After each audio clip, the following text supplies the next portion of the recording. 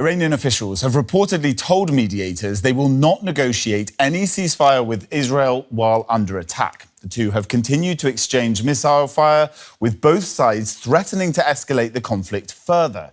Could Israel's unstoppable strikes on Iran ignite a full-scale war in the Middle East? And what does it mean for the world? Tensions between Israel and Iran have exploded into direct confrontation after a series of devastating airstrikes targeted Iranian nuclear facilities, military bases, and senior officials. With both nations exchanging deadly attacks, and Tehran is vowing revenge. So let's find out what's actually been going on. In a tense escalation of hostilities, Israel carried out a series of targeted strikes on high-profile Iranian military and nuclear facilities on June 13th, hitting key sites including the uranium enrichment plant in Natanz and missile defense systems in Tehran. Projectiles. This is in retaliation from last night's attack, really waves of attacks that have targeted nuclear sites and Iran's military leadership. In a televised address, Iran's supreme leader vowed revenge. The operation also reportedly eliminated senior figures within Iran's Islamic Revolutionary Guard Corps, IRGC, including top nuclear scientists and military commanders. Hours later, Iran retaliated by launching over 100 explosive drones toward Israel, according to the Israel Defense Forces, IDF, marking a dangerous new phase in the long-simmering conflict between the two nations.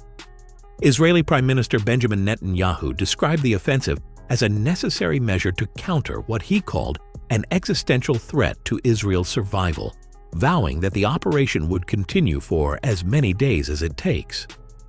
The strikes come amid growing international concern over Iran's nuclear ambitions, particularly after a recent report by the International Atomic Energy Agency, IAEA, suggested Tehran was nearing the 90% uranium enrichment threshold required for weapons-grade material. While Iran maintains its nuclear program is strictly for civilian energy, Israel and Western allies have long viewed it as a cover for developing atomic weapons. Iran's supreme leader Ayatollah Ali Khamenei confirmed the deaths of several high-ranking military and scientific personnel in the Israeli attacks, warning that the Jewish state had prepared a bitter fate for itself. The strikes have further inflamed tensions in the region, with former U.S. President Donald Trump weighed in on social media, urging Iran to negotiate a deal before there is nothing left and reaffirming U.S. military support for Israel. The situation remains volatile, with global leaders closely monitoring the risk of further retaliation and potential regional spillover. The roots of this confrontation trace back to Iran's 1979 Islamic Revolution, after which the regime adopted a staunchly anti-Israel stance, repeatedly calling for its destruction. Netanyahu has consistently argued that diplomatic efforts to contain Iran's nuclear program are insufficient, insisting that direct military action may be the only way to prevent Tehran from acquiring a nuclear bomb. With both sides now exchanging direct blows, the world watches anxiously to see whether the conflict will de-escalate or spiral into a wider war. The coming hours and days will be critical in determining whether diplomacy can prevail or if the Middle East is on the brink of an even more devastating confrontation. For years, Iran has extended military and financial backing to regional militant groups including Lebanon's Hezbollah, Yemen's Houthi rebels, and Gaza's Hamas, all of which have launched attacks against Israel from multiple fronts.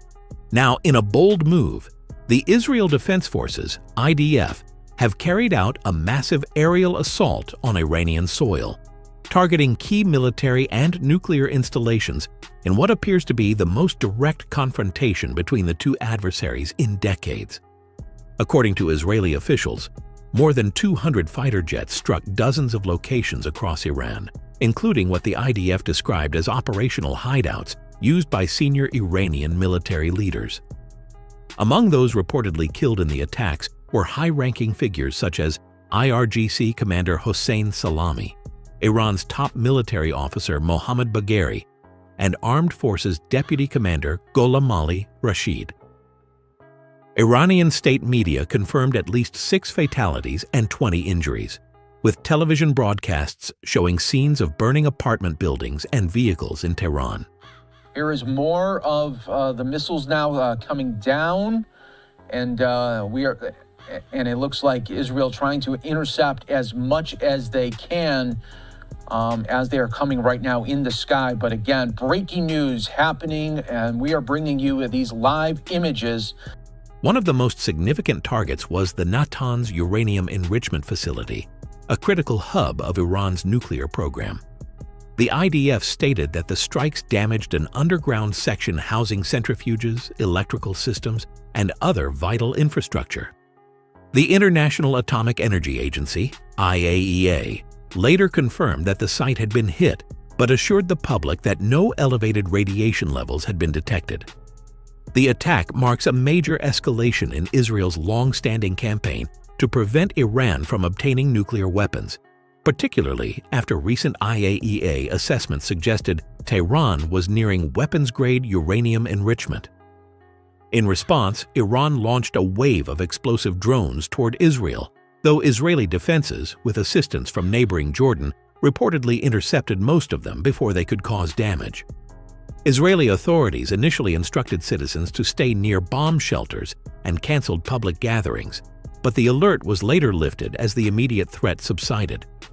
Prime Minister Benjamin Netanyahu, in a public statement, thanked former U.S. President Donald Trump for his firm stance against Iran's nuclear ambitions, while Secretary of State Marco Rubio clarified that American forces were not involved in the operation. The strikes have sent shockwaves through diplomatic circles, particularly as indirect nuclear negotiations between the U.S. and Iran, mediated by Oman, now hang in the balance. Trump, who had previously cautioned against military action while diplomacy was still an option, convened a National Security Council meeting following the attack. Analysts warn that the assault could push Iran to accelerate its nuclear efforts rather than seek a negotiated solution. Jonathan Panikoff of the Atlantic Council noted that these developments might prompt Iran to try to rush for a bomb, heightening the risk of further escalation.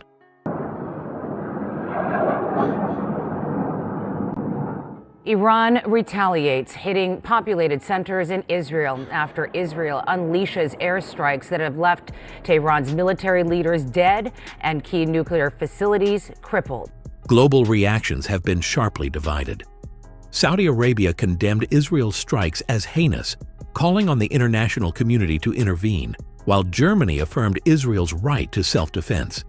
The conflict's economic repercussions were immediate, with oil prices spiking over fears of supply disruptions and stock markets in Asia, Europe, and the U.S. opening lower. As tensions continue to mount, the world watches anxiously to see whether Iran will pursue further retaliation and whether this dangerous cycle of strikes and counterstrikes will spiral into a broader regional conflict. The ongoing confrontation between Israel and Iran has reached a dangerous new phase, with both nations reporting civilian casualties following a series of retaliatory attacks. Israeli authorities confirmed that 3 people were killed and dozens injured in Iranian strikes, while Iranian state media claimed at least 78 fatalities and 320 wounded, mostly civilians, from Israeli counterstrikes. The exchange of fire has intensified tensions, with Israeli Defense Minister Yoav Gallant accusing Iran of crossing red lines by targeting populated areas.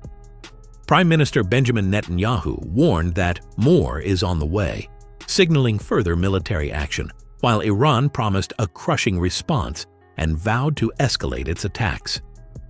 The violence has cast doubt over already fragile diplomatic efforts, particularly concerning the planned U.S.-Iran nuclear talks scheduled for Sunday in Muscat, Oman. Iran's Foreign Ministry spokesperson, Esmail Baghaei, suggested that Washington's support for Israel has made negotiations meaningless, leaving Tehran undecided on whether to attend.